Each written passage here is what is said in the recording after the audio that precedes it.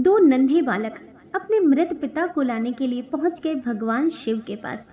बहुत समय पहले की बात है। एक गांव में एक गरीब किसान रहता था। वह मेहनत मजदूरी करके रोज 10 रुपए कमाता था। उसमें से 6 रुपए रोजाना वह दान किया करता था और 4 रुपए में अपने परिवार का पालन पोषण करता था। ऐसा करते करते कुछ समय बीता और उसके 2 जुड़वा बच्चे हो गए। अब उस किसान के परिवार में 4 सदस्य हो गए। वे दोनों पति पत्नी और 2 लड़के। अब धीरे धीरे उनके पालन पोषण में किसान को समस्या होने लगी। फिर एक दिन किसान के लड़के ने कहा, पिताजी, आप रोजाना 10 रुपए कमाते हैं, जिनमें से 6 रुपए रोज दान क्यों कर देते हैं? 4 रुपए में हम अपना गुजारा कैसे कर पाएंगे? फिर किसान को चुपचाप देखकर उसकी पत्नी ने कहा, नहीं बेटा, ऐसी कोई बात नहीं है। पापा तो रोज 10 रुपए कमाते हैं, पर 6 रुपए दान कर देते हैं। ये तुम्हारे लिए ही दान करते हैं, दूसरों के लिए नहीं। लेकिन वे दोनों लड़के इस बात को नहीं समझते थे, क्योंकि वे दोनों नन्हे नन्हे बालक थे। फिर कुछ समय बीता और किसान के दोनों लड़के 8 वर्ष के हो गए। और इधर किसान की एक दिन दिल का दौरा पड़ने से अचानक मौत हो गई। फिर किसान की पत्नी और उसके दोनों बच्चों को बड़ा दुख हुआ। फिर एक दिन किसान के दोनों लड़कों ने अपनी माँ से पूछा, माँ, हमारे पिताजी कहाँ चले गए? माँ ने कहा, बच्चों, तुम्हारे पिताजी हमें छोड़कर भगवान शिव के पास चले गए। जब तुम्हारे पिताजी थे तो रोजाना 10 रुपए कमाते थे, 4 रुपए की बचत करके हमारा पालन पोषण करते थे। अब हमारा पालन पोषण कैसे होगा? कैसे हमारा पेट भरेगा? माँ ने अपने दोनों बेटों से कहा, बच्चों, जिस घर में गरीबी होती है उसका कोई सहायक नहीं होता है सिवाय भगवान शिव के। बेटे ने कहा, माँ, ऐसा मत सोचो। हम दोनों भाई भगवान शिव के पास जाएंगे और पापा को वहाँ से लेकर आएंगे। जहाँ भी पापा होंगे वहाँ से हम दोनों भाई उन्हें खोज कर लाएंगे। फिर अगले दिन किसान की पत्नी अपने दोनों बच्चों को घर पर छोड़कर गांव में काम करने के लिए चली जाती है। और उधर दोनों भाई सोचते हैं, क्यों ना हम कैलाश पर्वत पर भगवान शिव के पास चलें और अपने पिताजी को वापस लेकर आएं। ऐसा सोचकर अपने पिताजी को लाने के लिए दोनों भाई घर से निकल पड़े। फिर चलते चलते रास्ते में एक बहुत बड़ा बरगद का पेड़ आया। दोनों भाइयों ने सोचा, इस बरगद के पेड़ की छाया में बैठकर थोड़ा सा विश्राम कर लेते हैं। फिर दोनों भाई उस पेड़ की छाया में बैठ गए। कुछ ही देर बाद उस बरगद के पेड़ ने कहा, बच्चों, तुम कौन हो और कहाँ जा रहे हो? मेरी छाया में आज तक तुम्हारे जैसे कोमल बालक नहीं आए। फिर इन दोनों लड़कों ने कहा, हम किसान के बेटे हैं और अपने पिताजी को लाने के लिए कैलाश पर्वत पर भगवान शिव के पास जा रहे हैं। तब उस बरगद के पेड़ ने कहा, पुत्रों, तुम मेरे लिए भी भगवान शिव से एक प्रश्न पूछ कर आना। मैं कई वर्षों से यहाँ पर लगा हुआ हूँ, लेकिन मेरा एक भी पत्ता नीचे नहीं गिरता है और ना ही मेरी डालियाँ कभी सूखती हैं। मैं कितने वर्षों तक और यहाँ पर खड़ा रहूँगा? मैंने अपने पूर्व जन्म में ऐसा कौन सा पाप किया है जिस कारण से मुझे इस योनि से मुक्ति नहीं मिल पा रही है? इसका क्या कारण है? तब उन लड़कों ने कहा, ठीक है, हम भगवान शिव से तुम्हारा ये प्रश्न जरूर पूछ कर आएंगे। ये कहकर वे दोनों लड़के आगे चलने लगे। फिर चलते चलते रास्ते में उन्हें एक बहुत बड़ा सर्प मिला। उस सर्प को देखकर वे दोनों भाई डर गए और वहां से भागने लगे। तभी सर्प ने कहा कि बच्चों, मुझसे डरो मत और मुझे ये बताओ कि तुम कौन हो और कहाँ जा रहे हो? तभी दोनों भाई उस सर्प के पास आए और हाथ जोड़कर कहने लगे, हे नाग देवता, हम दोनों किसान के पुत्र हैं और हम दोनों भाई हैं। हम दोनों कैलाश पर्वत पर भगवान शिव के पास अपने पिताजी को लाने के लिए जा रहे हैं। तब उस सर्प ने कहा कि बच्चों, तुम भगवान शिव से मेरा एक प्रश्न पूछकर जरूर आना कि मैं कई वर्षों से यहाँ पर पड़ा हुआ हूँ और मेरे से चला भी नहीं जाता।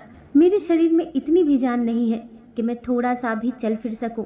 मैंने अपने पूर्व जन्म में ऐसा कौन सा पाप किया है जिस कारण से मुझे इस योनि से मुक्ति नहीं मिल पा रही है? इसका क्या कारण है? तब उन लड़कों ने कहा, ठीक है, हम भगवान शिव से तुम्हारा ये प्रश्न जरूर पूछ कर आएंगे। ये कहकर दोनों लड़के आगे चलने लगे। फिर चलते चलते रास्ते में उन्हें एक सेठ मिला। सेठ ने कहा, बच्चों, तुम दोनों कौन हो और कहाँ जा रहे हो? तब उन लड़कों ने कहा, हम दोनों किसान के पुत्र हैं और हम दोनों भाई हैं। हम दोनों कैलाश पर्वत पर भगवान शिव के पास अपने पिताजी को लाने के लिए जा रहे हैं। फिर उस सेठ ने कहा कि तुम भगवान शिव से मेरा एक प्रश्न पूछ कर आना कि मैं चलते हुए राहगीरों की प्यास बुझाने के लिए कई वर्षों से यहाँ पर कुआं खुदवा रहा हूँ, लेकिन इसमें पानी अभी तक नहीं निकला। मैंने अपने पूर्व जन्म में ऐसा कौन सा पाप किया है जिस कारण से इस कुएं में अभी तक पानी नहीं निकला? इसका क्या कारण है? तब उन लड़कों ने कहा, ठीक है, हम भगवान शिव से तुम्हारा ये प्रश्न जरूर पूछ कर आएंगे। ये कहकर वे दोनों लड़के आगे चलने लगे। चलते चलते रास्ते में उन्हें एक बहती हुई नदी मिली। फिर धीरे धीरे दोनों भाई नदी पार करने लगे। चलते चलते उनके पैरों में एक मछली आई और कहने लगी, बच्चों तुम कौन हो और कहाँ जा रहे हो? तुम दोनों बिना नाव के ही क्यों जा रहे हो?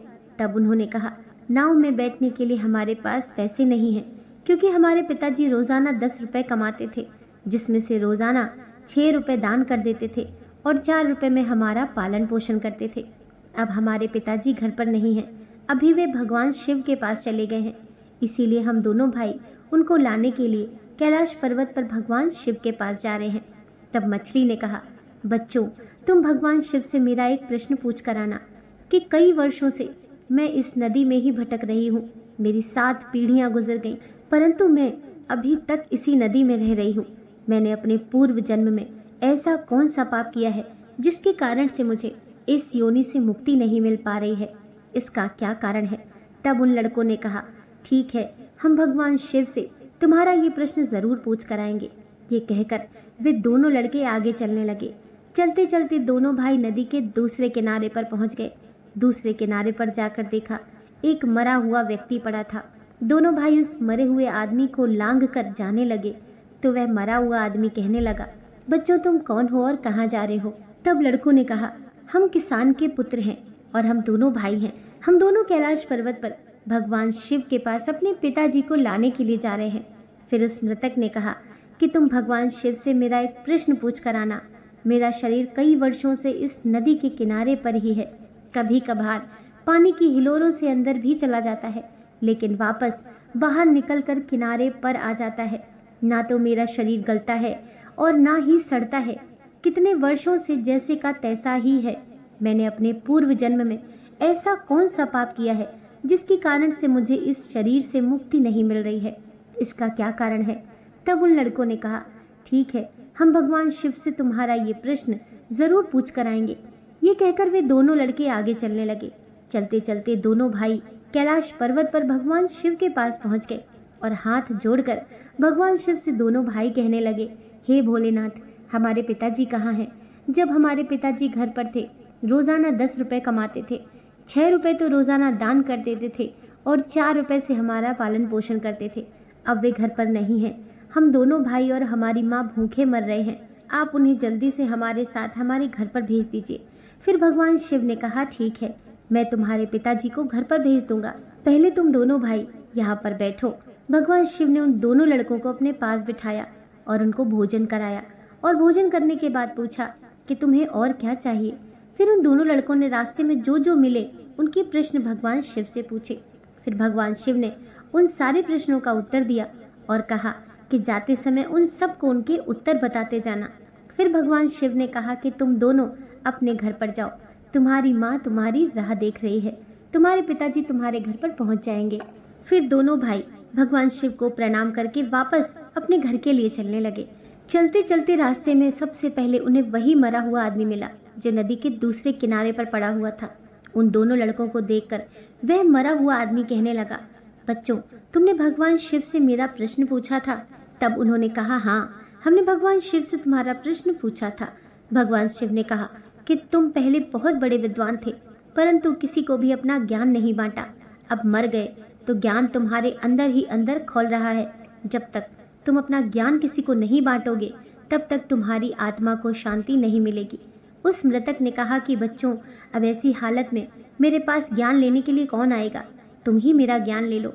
फिर उस मृतक ने दोनों भाइयों को अपना सारा ज्ञान दे दिया और ज्ञान देने के बाद तुरंत ही उसकी आत्मा को मोक्ष की प्राप्ति हो गई।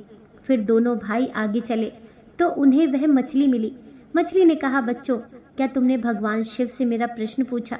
तब उन लड़कों ने कहा, हाँ पूछा। भगवान शिव ने कहा कि तुम्हारे अंदर अमृत है। जब तक तुम इस अमृत को किसी को नहीं दोगी तब तक तुम ऐसे ही व्याकुल रहोगी। फिर मछली ने कहा, बच्चों कौन मिलेगा मुझे? तुम ही मेरा अमृत ले लो। फिर मछली ने अपना अमृत उन दोनों बच्चों को दे दिया और अमृत देते ही उस मछली की आत्मा को मोक्ष की प्राप्ति हो गई।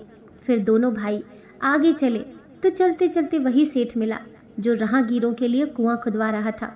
उस सेठ ने दोनों लड़कों से कहा, बच्चों, क्या तुमने भगवान शिव से मेरा प्रश्न पूछा?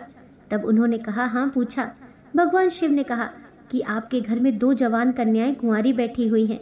जब तक आप उन दोनों कन्याओं का विवाह नहीं करेंगे और कन्यादान नहीं करेंगे, तब तक इस कुएं में पानी नहीं निकलेगा। पहले आप कन्यादान करो, उसके बाद इस कुएं को खुदवाना। फिर उस सेठ ने कहा कि मैं वर ढूंढने के लिए कहाँ जाऊँगा, तुम दोनों ही मेरी लड़कियों से विवाह कर लो। फिर उस सेठ ने अपनी दोनों लड़कियों का विवाह उन दोनों लड़कों से कर दिया और उन्हें वहाँ से विदा कर दिया। फिर दोनों भाई आगे चले तो चलते चलते रास्ते में उन्हें वही सर्प मिला। उस सर्प ने कहा कि बच्चों, क्या तुमने भगवान शिव से मेरा प्रश्न पूछा? तब उन्होंने कहा, हाँ पूछा।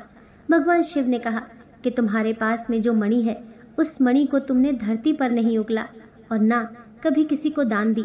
जब तक तुम इस मणि का दान नहीं करोगे, तब तक तुम्हारा शरीर ऐसा ही बना रहेगा।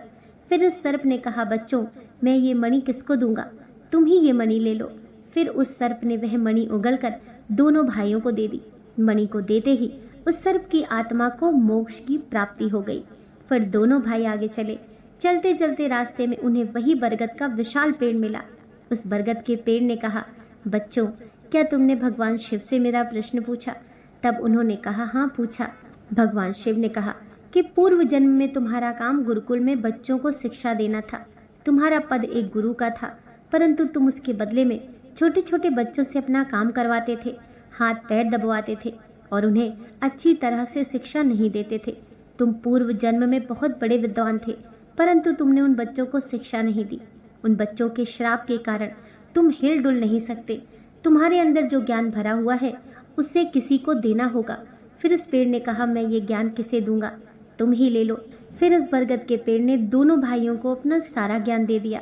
जैसे ही उस बरगद के पेड़ ने उन बच्चों को अपना ज्ञान दिया, तो उसकी भी आत्मा को शांति मिल गई और वह उस पेड़ की योनि से मुक्त हो गया।